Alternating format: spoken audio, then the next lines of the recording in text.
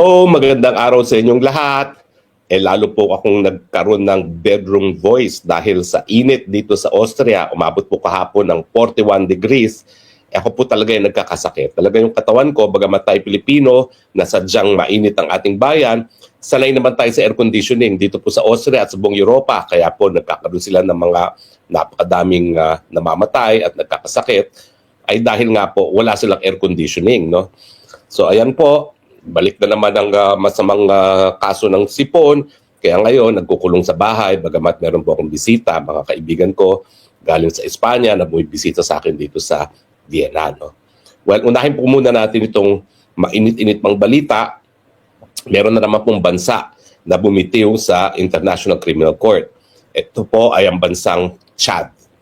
Ang bansang Chad po ay ang pang-apat na bansa na galing sa Africa na nagbigay notice na sila'y bibitiw na sa ICC. Bago po ang Chad, 3 African states, ang Burkina Faso, ang Mali at ang Niger ay nagsabi na sila'y bibitiw na rin sa ICC. Bago nga po yan, ang Burundi at ang Pilipinas ay tapos na po yung proseso na pagbibitiw. So ngayon po, meron din mga bansa na nagsabi na bibitiw sila pero binawi. Yan po ang mga bansang Hungary, South Africa, and Gambia. Ako po'y naniniwala na ang susunod na bibitiw talaga ay magtutuluyan ng bibitiw ang South Africa at ang Gambia kasi nung minsan nagbigay na sila ng notice na bibitiw sila. So ito na pong mga pag-withdraw, lalong-lalo na nagaling sa African states, sa tingin ko hindi naman po yan dahil sa banta ng Amerika na talagang kailangan mga kaalyado nila ay bumitiw. No?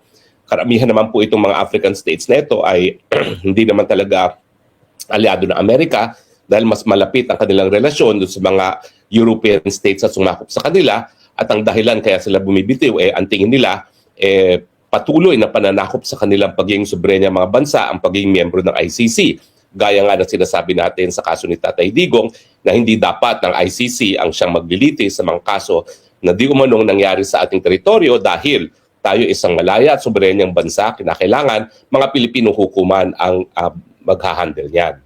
Pero itong Chad withdrawal po, sa tingin ko, isa pa lang ito sa marami pang mga bansa na bibitiw. Ang prediction ko nga po, South Africa, Gambia, dahil minsan na sila nagbigay ng notification, tutuluyan na. At matapos yan ay yung iba pang miyembro ng African Union. Meron pong 55 states na members ng African Union. At kung bibilangan nyo po, 4, 5. 5, tapos yung South Africa at saka ang South Africa at saka ang Gambia ay nagbigay na. So dun sa 55 na yon, less 7, ang natitira po ay 48, no? So sa tingin ko sa 48 states na yan, baka halos lahat sila ay bumitiw na sa lalong mabilis na panahon. Sabihin na lang natin na bago pa nagbanta ang Amerika na kinakailangan talagang brick by brick buwagin ang ICC, itong mga African nations na ito ay nagrereklamo na sila ay pinagdidiskitahan ng ICC na para bagang wala nang ibang pwedeng malitis. Kaya naman ang ginawa ng dating prosecutor na taga-Africa, kinasuhan nga si Tatay Digong para sabihin, meron kaming Asyanong linilitis, hindi lang mga Aprikano. Pero a bit too late kasi mga bagong kaso na nasasampa sa ICC at yung mga warrants of arrest na ini-issue ay laban lahat sa mga African nations. Tayo nga lang po at dihamak na hindi African nation na lately ay sinampahan ng kaso. Maliban na yan doon kay Putin at saka kay Netanyahu na alam naman natin na hindi nila mahuhuli kasi hindi sinusuko ang kanilang mga tao ng kanilang gobyerno, di gaya ng gobyernong bangag na sila pang nagsuko sa ating mahal na Presidente Duterte dyan sa ICC. O nga pala kumakalat ang chismis na si Senator Bato de la Rosa daw po ay naaresto, no? Wala pa pong kumpirmasyon. Pero sa tingin ko, hindi talaga sila magbibigay ng kumpirmasyon kung tuluyan o kung totoo yan at diretso nang ipadadala sa dahig. Ako naman po, dahil kaibigan naman natin si Bato, no, handa naman po tayo na magbigay ng tulong kay Senator Bato. Kung hindi ngayon po, kasi ngayon ay nag-aantay pa rin ako ng decision sa asylum ko para magkaroon ng travel document.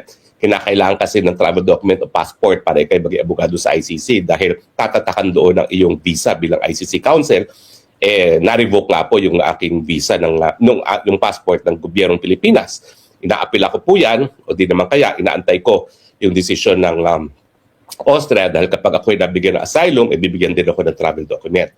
Pero nakipag-ugnayan na po ako, dati-dati pa, na meron ako mga pinakilalang abogado na sa kampo ni Senator Bato at handa naman po silang saluhin si Senator Bato kung totoo na nahuli na siya at papunta na siya dito sa The Hague. Huwag po kayo mag-alala. Come to think of it, bagamat alam ko ang sentimiento ni General Bato, si Senator Bato, na ayaw niya magpakulong, lalong-lalo na dahil walang jurisdiksyon ng mga dayuhan sa ating mga nasyonal, siyempre, kahit papano, kung totoong naaresto si Senator Bato at ginawa naman niyang lahat para hindi siya maaresto, meron ng kasama ngayon si Tatay Digong doon. At least dalawa na silang maghuhuntahan doon, bagamat alam ko na hanggat maaari, ayaw talagang magpasakop sa jurisdiksyon ni Senator Bato sa jurisdiksyon ng mga dayuhan, gaya na hanggang ngayon, talagang pinagpuputok-butsi ni Tatay Digong ang pagkakaroon ng jurisdiksyon ng mga dayuhan sa ating mga Pilipino. Gaya rin ng sentimiento ng mga members ng African Union na isa-isa nang bumibitiw sa ICC. So anyway, yan po ang latest sa ICC. Ulitin ko lang po na hindi automatic na kung mauubos ang membership ng ICC, mapapawala na si Tatay Digong. Sa totoo lang po, yung mga bansa ng European Union, dahil sila naman talaga ang nagpasimuno nitong ICC, mananatili pong mga miyembro yan, miski sila lahat ay mga kaalyado ng Amerika. At kaya naman nilang sustentuhan yung korte. Pero ang implication po, kung karamihan ng mga bansa ay bibitiw na sa ICC, mawawalan ng moral ascendancy ang ICC bilang isang international court. Hindi na siya tatawagin international court, siya tatawagin ng European Court of Criminal Law, no? European Court of ICC, International Criminal Court, maging European Criminal Court kasi puro Europeans lang ang matitira dyan. At pangalawa, syempre, yan ay magbibigay dahilan para mag-isip nga ang mga judges ng ICC ano bang paraan para mapanatili na maging miyembro ang mga bansang kasapi sa ICC. Kung ang number one na reklamo ng mga miyembro ng ICC ay dahil naghihimasok ang ICC sa mga bagay-bagay na nakakareserba sa mga lokal na hukuman, ayan, po pwede nilang sabihin, tama naman na itong kaso ni Tatay Digong dahil hindi nasunod ang ICC na hindi siya hinarap muna sa Philippine courts, ay dapat siyang mapalaya. Gagawin itong desisyon nito para nga makumbinse yung mga bansa na hindi pa nagbibitiw, na wag muna magbitiw dahil bagamat nagkamali ang ICC sa pre-trial chamber na maghimasok sa jurisdiksyon ng mga lokal na hukumang Pilipino, ayan, pwede naman sabihin na nagkamali kami at dahilan para yung mga bansang umalis na or aalis na ay magbago ng isip. Yan ay kung gusto nila magpatuloy pang ICC. Pero kung sila magammatigas, talagang malalagas. Pag nalagas, hindi lang yan magiging European Court of Criminal Court, pero mahihirapan din sila na magkaroon ng pagtutulungan sa mga estado para sa ebidensya. Bagamat alam naman natin na itong si Bangag, walang kaduda-duda na makikipagtulungan sa ICC, hindi naman nila makukuha yung ganyang pagtulong pagdating doon sa mga ibang bansa na hindi nakasapi ng ICC. At syempre, yung pondo, ng kaduda-duda, kaya ng European Union sustentuhin ang operation ng ICC. Pero ang tanong, gusto ba nila? Dahil ito na nga, may problema na sila na Amerika umaatras na sa gastusin ng pagdidepensa sa Europe at tinataasan ng mga bansang Europe ang kanilang budgetary allocations para sa defense. So kaya ba nila itong karagdagang panggastos? No? Samantalang halos lahat ng European countries may problema na rin sa dumaadagsang numbers sa mga asylum seeker na karamihan naman talaga ay economic migrants. Yung mga dayuhan na gusto lang ng mas mabuting buhay sa Europa, hindi gaya ko na talaga namang dinidiinan, no? at pinipersecute dyan sa Pilipinas. Anyway, so yan po ang latest sa ICC. Ang latest naman po sa impeachment ni Inday Sara, siguro nakita nyo naman yung mga katawa-tawang mga bagay na nangyari kanina. Yung tinanong ni Attorney Powa on cross, meron ka bang nalalaman na kahit isang sentimo na ginamit ni Vice President Sara Duterte para sa kanyang personal na packet, ang sabi ni Lona Kapunan, "Hoy, wag kang sasagot." Ano ba yan? Ba't naman ganun na meron pang huy, no? Tsaka bakit naman ayaw pa sagutin? Kung ang answer naman yes or no, bahala naman yung witness na makakasagot, no?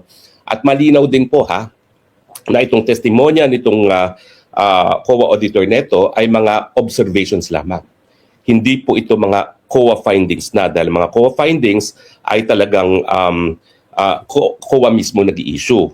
in the form of notice of disallowance. At itong mga observation reports niya ay hindi po mga notice of disallowance. So bali wala po yung mga obserbasyon niya.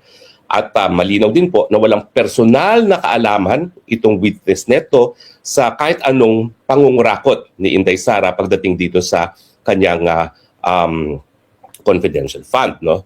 So anong napruebahan ngayon ng prosecution? Well, yun lang.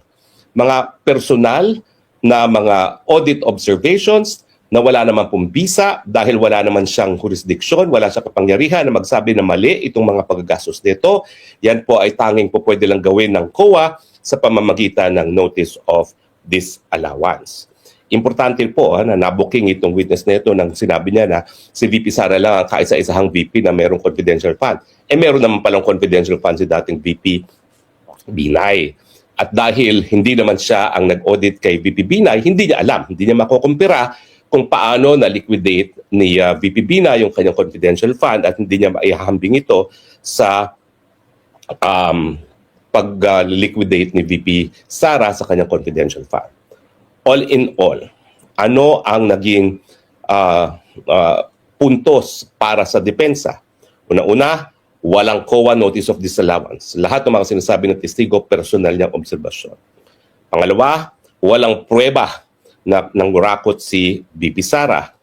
Pangatlo, limitado ang mga obserbasyon itong si Wamil sa kanyang mga audit observations at hindi po pwede magkaroon ng legal conclusion. Tapos, na-establish po ng depensa na walang first-hand information itong si Wamil sa pangungurakot at saka syempre yung argumento na yung medical at saka food assistance ay po pwede naman pong magamit as part of confidential funds kasi syempre yung pinanggagalingan naman ng mga confidential information may mga pangangailangan din para sa pagkain at para sa gamot.